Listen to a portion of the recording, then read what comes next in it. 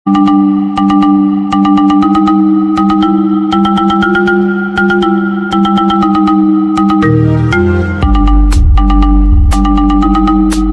Guys, welcome to Infosible. இன்றைக்கி நம்ம வீடியோவில் JavaScript டியூட்டோரியல் எதை பார்க்க போகிறோன்னா, most important topic JavaScript functions பற்றி பார்க்க போகிறோம்.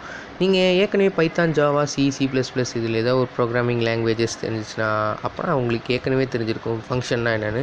ஆர்எல்ஸ் இல்லை நான் வெப் டெவலப்மெண்ட் கற்றுக்கணும், ஸோ இதுதான் நான் ஃபஸ்ட்டாக ப்ரோக்ராமிங் லாங்குவேஜ்னால் என்ன அப்படின்னு கற்றுக்குறேன்னா, வெல் மை டியர் ஃப்ரெண்ட்ஸ், இந்த எக்ஸ்ப்ளனேஷன் உங்களுக்கு தான்.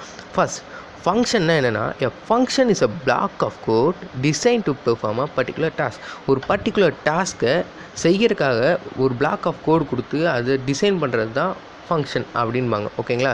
எ function is executed when calls it. ஒரு ஃபங்க்ஷனை நம்ம எப்போ எக்ஸிக்யூட் ஆகுனா, நீங்கள் அதோட நேம் அதுக்கு கொடுக்குறீங்கல்ல ஒரு நேம், அந்த நேம் வச்சு கால் பண்ணிங்கன்னா அந்த உள்ளே இருக்க பிளாக் ஆஃப் கோட் எக்ஸிக்யூட் ஆகும். ஸோ மற்றபடி ஒன்றும் இல்லைங்க. நீங்கள் ஒரு அடிஷன் ஆப்ரேஷன் பண்ணணுன்னா உள்ளே போய் அடிஷன் A+B கொடுத்துட்டீங்க, அதுக்கு ஏதாவது நேம் வச்சுருக்கீங்க, அந்த ஃபங்க்ஷன் போட்டு அதுக்கு நேம் வச்சுட்டிங்கன்னா அந்த நேம் வச்சு நீங்கள் கூப்பிட்டிங்கன்னா உடனே இது அடிஷன் ஆப்ரேஷன் பண்ணிடும். அண்ட் ஏன் ஃபங்க்ஷன், ஒய் ஃபங்க்ஷன் ஏன் ரொம்ப இம்பார்ட்டன்ட், என்ன யூஸ்னால், you can reuse code, define the code once.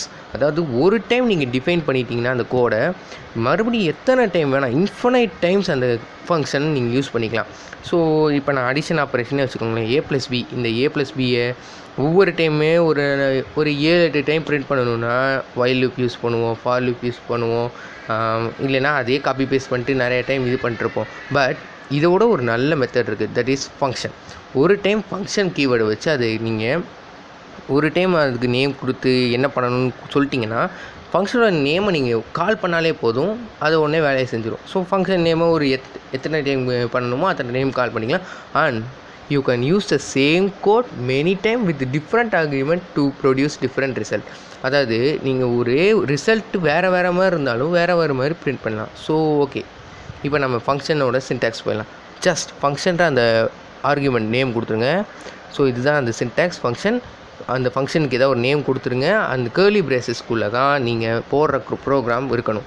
நீங்கள் எந்த கோடு எக்ஸிக்யூட் பண்ணணுமோ, அதாவது இப்போ அடிஷன், சப்ட்ராக்ஷன் எக்ஸிக்யூட் பண்ணணும், அந்த கேர்லி பிரேசஸ்க்குள்ளே போட்டுருங்க ஃபங்க்ஷன். அந்த ஃபங்க்ஷனுக்கு உங்கள் இஷ்டத்துக்கு என்ன வேணால் நேம் கொடுக்கலாம். And that open and close bracket, open and close curly braces இல்லை, அண்ட் அதுக்குள்ளே கோட். That's it. இப்போ நான் இந்த மை ஃபங்க்ஷன்ற ஒரு க்ரியேட் பண்ணியிருக்கேன், மை ஃபங்க். அதில் என்ன பண்ணுறதுனா, document dot write the result is a. ஓகேங்களா? ஸோ சும்மா அந்த வேரியபிள் ஏக்கு கொடுத்துருக்க அந்த நம்பரோ இன்டீஜரோ எதாக இருந்தாலும் அது பிரிண்ட் பண்ணும். ஸோ இப்போ நான் அதை கால் பண்ணுறேன் பை த ஹெல்ப் ஆஃப் அதோட நேமை நம்ம கூப்பிட்டு. So that's it. இங்கே பாருங்களேன், நான் ரிஃப்ரெஷ் பண்ண உடனே த ரிசல்ட் இஸ் 5. ஸோ நான் ஒரு டைம் தான் பண்ண முடியுமா? இல்லை, எத்தனை டைம் வேணால் பண்ணலாம். ஸோ அதுக்கு என்ன பண்ணணும், திரும்பி அதை கால் பண்ணால் முடிஞ்சு மை ஃபங்க் கால் பண்ணிட்டு முடிச்சிடணும். அண்ட் ரிஃப்ரெஷ் பண்ணி பார்ப்போம், எஸ், இன்னொரு டைமுமே எக்ஸிக்யூட் ஆகிடுச்சு. ஸோ இந்த மாதிரி நீங்கள் 4 time, 5 time, 7 time, 10 time, infinite time உங்களுக்கு எத்தனை டைம் யூஸ் பண்ணுமோ யூஸ் பண்ணிக்கலாம்.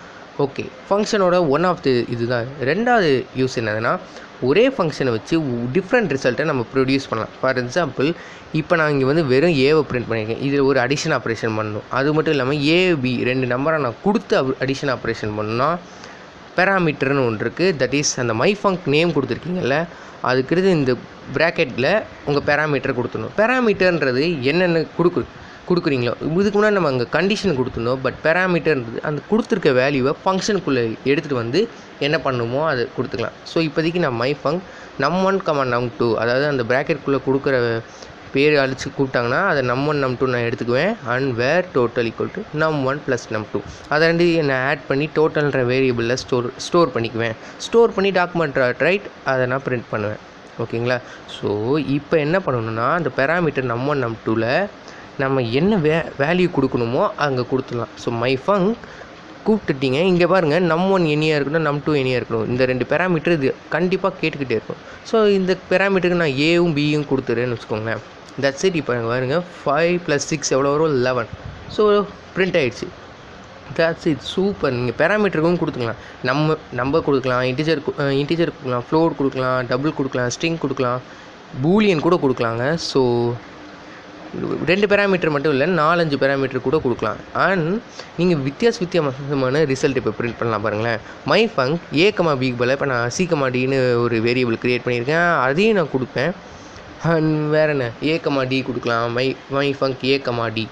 ஸோ ஒரே ஃபங்க்ஷன் ஒரே வேலை தான், அடிஷன் வேலை தான் பார்க்குது, அடிஷன் ஆப்ரேஷன் தான் பார்க்குது, பட் டிஃப்ரெண்ட் ரிசல்ட் ப்ரொடியூஸ் பண்ணுது நீங்கள் கொடுக்குற பேராமீட்டரை வச்சு. ஸோ ஃபங்க்ஷன் இதுக்கு தான் மெயினாக யூஸ் ஆகுது.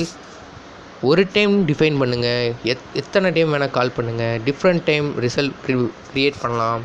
நீங்கள் கொடுக்குற பேராமீட்டரை வச்சு தான் அது ரிசல்ட்டே மாறும். நீங்கள் அடிஷன் மட்டும் பண்ணணும்ல, சப்ராக்ஷன் பண்ணியா, நீங்கள் ஏதாவது ஒரு ப்ரோக்ராம் எக்ஸிக்யூட் பண்ணணும் ஒரு 4-5 டைம், கொடுக்குற பேராமீட்டர் யூசர் இன்புட் கொடுக்குற பொறுத்து அது மாறணும். யூசர் 5ன்னு பிரிண்ட் பண்ணால் நான் 5வது டைம் அவரோட நேமை பிரிண்ட் பண்ணணும், எக்ஸ்ன்னு பிரிண்ட் பண்ணால் ஸ்டாப் பண்ணணும். இந்த மாதிரி ஃபங்க்ஷன்லாம் நீங்கள் க்ரியேட் பண்ணுறது இந்த ஃபங்க்ஷன் இதுதான். ஸோ மறக்காமல் ஃபங்க்ஷன் வச்சு கொஞ்சம் நல்லா விளையாடு பாருங்கள், இல்லை நல்லா யூஸ் பண்ணி பாருங்கள். W3 ஸ்கூல்ஸில் ப்ளே கிரவுண்டுன்னு ஒரு ஆப்ஷன் இருக்குது. ஸோ அதில் நீங்கள் போய் ஃபங்க்ஷன் ப்ளே பண்ணி பாருங்கள், அது நல்லாயிருக்கும்.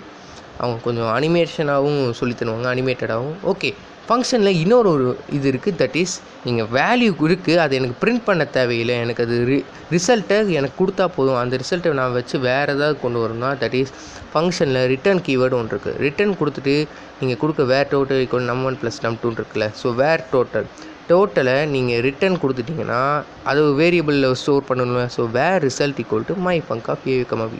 இதோட ரிசல்ட்டை அந்த டோட்டலை இந்த ரிசல்ட் இந்த வேரியபிள்குள்ளே ஸ்டோர் பண்ணிடும். ஸோ அதுக்கடுத்து நீங்கள் என்ன பண்ணணுமோ, வேர் ரிசல்ட் ஈக்குவல் டு என்ன பண்ணணுமோ, அடிஷனாக மல்டிப்ளிகேஷன் அதை வச்சு யூஸ் பண்ணிக்கலாம்.